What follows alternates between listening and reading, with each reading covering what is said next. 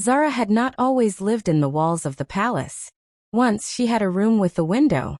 That was before Lyrian learned to want things. Now she slept behind the laundry press on the east wing. A cot so narrow she could not turn without waking. Her meals came in whatever bowl the kitchen girls remembered to fill. Sometimes they forgot. She did not remind them. Lowest creatures did not get to remind anyone of anything. She pulled her gray shawl tighter as the coronation music swelled below. Brass horns. 100 voices lifted in the old tongue. The sound rose through the stone floor, and into her bones like something that had once belonged to her. She pressed her palm flat against the cold railing. Stop. She had learned, early and at cost, that wanting things was its own kind of wound. Her fingers found the small object in her pocket. A fragment of moonstone. Pale. Ordinary. She had carried it since the night her mother died, and whispered something to her that Lyrian was never told. She had never understood what it meant. Not yet. The commotion started below first. Then it climbed. Lyrian appeared at the gallery entrance in a sweep of white silk in cold fury. 2 palace betas flanking her like weapons she hadn't drawn yet. Her eyes moved from the Alpha King to Sera. Then back. Then she smiled. The kind of smile that had always preceded something being taken away. Your Majesty. Lyrian's voice was ceremony smooth. I see you've met our laundry girl. She let the words settle. She tends the servants' quarters. We keep her close. Out of charity, of course. Our father's dying wish. A small, practiced pause. She has no wolf. No rank. No place in any formal proceeding. I'm certain she understands that. She looked at Sera then. The message was not subtle. Disappear. Zara's hand closed around the moonstone. She did not move. The Alpha King had not moved either. Her name, he said, and his voice was quiet in a way that made one of the betas step back, is not laundry girl. He turned to face Lyrian fully. Under the founding accords, which your kingdom signed and your crown depends upon, any unbonded female present at a failed coronation ceremony holds right of witness claim. Lyrian's smile fractured. She is present, he continued. The coronation has failed. Twice. He looked at Sera. That makes her a legal party to what happens next. The high priest found them before they reached the lower staircase. He was old. The kind of old that moved slowly because it had already seen everything rush past, and learned it wasn't worth chasing. He looked at Sera the way people looked at things they had lost and stopped believing they would find. I need to see it, he said quietly. The stone. Zara's hand tightened around the moonstone fragment. The Alpha King nodded once. It's all right. She opened her palm. The old man's breath left him in a long, careful exhale. Lenara Vestiga, he said.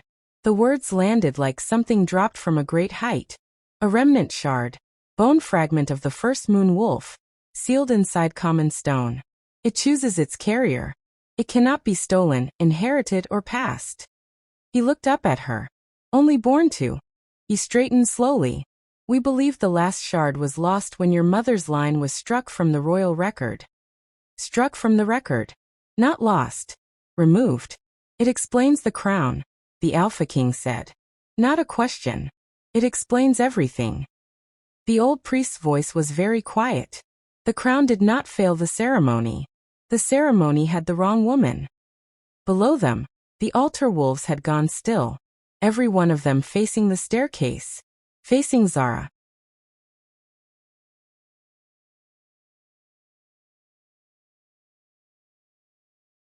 They gave her a room with a window. She stood in it for a long time before she sat down. The Alpha King came an hour later. No annoncement. No guards. He knocked like an ordinary person and waited like one too. He brought food on a plain wooden tray. Bread. Soft cheese. A small pot of something warm that smelled of cardamom and burnt honey. He set it down and did not make her feel observed while she ate. You knew, she said eventually. Before the priest. You already knew something was wrong. He was quiet for a moment. My wolf knew. He turned the cup in his hands slowly. The moment I saw you at that railing. He just stopped. Like every decision he had ever made suddenly made sense. Sera looked at the moonstone on the table between them. My mother told me to keep it close, she said. The night she died. She said, "The right person will know what it is." Something moved across his face. Not pity. Recognition. He reached across slowly and covered her hand with his. Warm. Unhurried. Asking nothing. She did not pull away. Outside the window, the first stars appeared above the treeline. Then a beta appeared in the doorway behind them, breathing hard.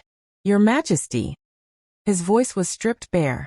"Lyrian has invoked the exile clause."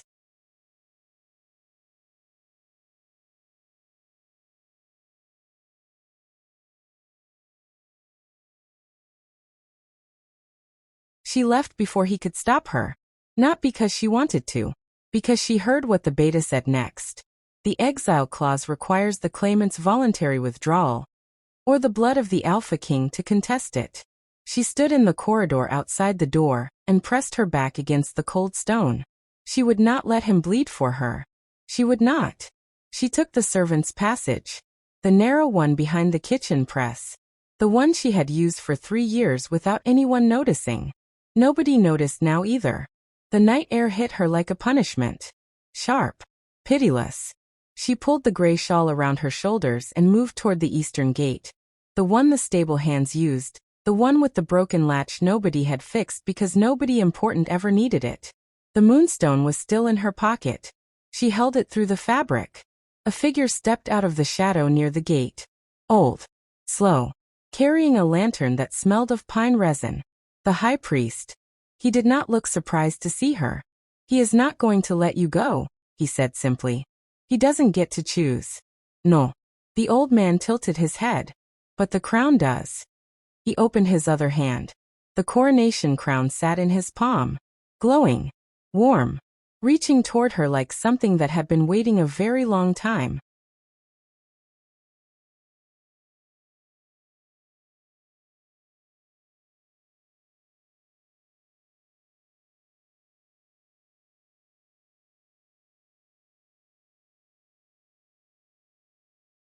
She walked back through the front doors. Not the servants' passage. Not the broken gate. The front doors. They opened before she touched them. The great hall was full. Every pack elder, every beta, every witness Lyrian had assembled to make the exile permanent and public and humiliating.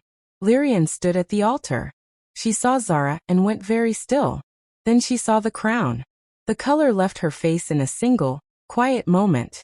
Sera walked the full length of that hall without hurrying. She felt 1,000 eyes.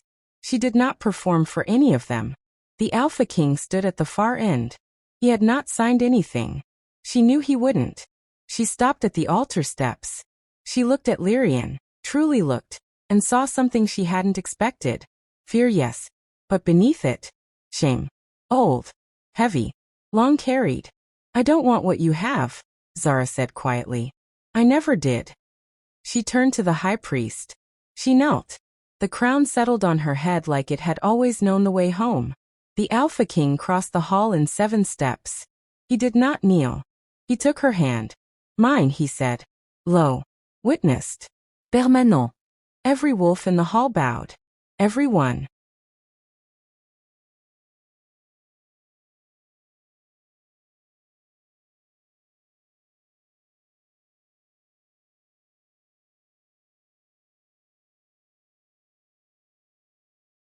She heard him before she saw him. Not footsteps. Silence. The kind that moves through a crowd like a blade. Every voice cutting off. Every body stepping aside without being asked. Sera turned. He was already looking at her. Not at the gallery below. Not at the gilded altar where Lyrian stood, perfectly still, perfectly beautiful. Not at the high priest frozen mid-ceremony with the crown hovering in his trembling hands. At her. He stood at the far end of the servants' gallery, alone, no guards, no herald, as if he had climbed the wrong staircase and found exactly what he came for. Tall. Dark. A scar along his jaw that looked like it had been earned, not survived. His eyes were the color of deep amber. And they did not move from her face. Sera's grip tightened on the railing. He has the wrong person. He crossed the gallery in 7 steps. He stopped close enough that she could smell pine resin and cold iron on his coat. He looked at the moonstone fragment visible at the edge of her pocket. Something shifted in his jaw. You shouldn't be up here, he said. Low. Almost involuntary. Neither should you, she said. The corner of his mouth moved. No, he agreed quietly. I shouldn't.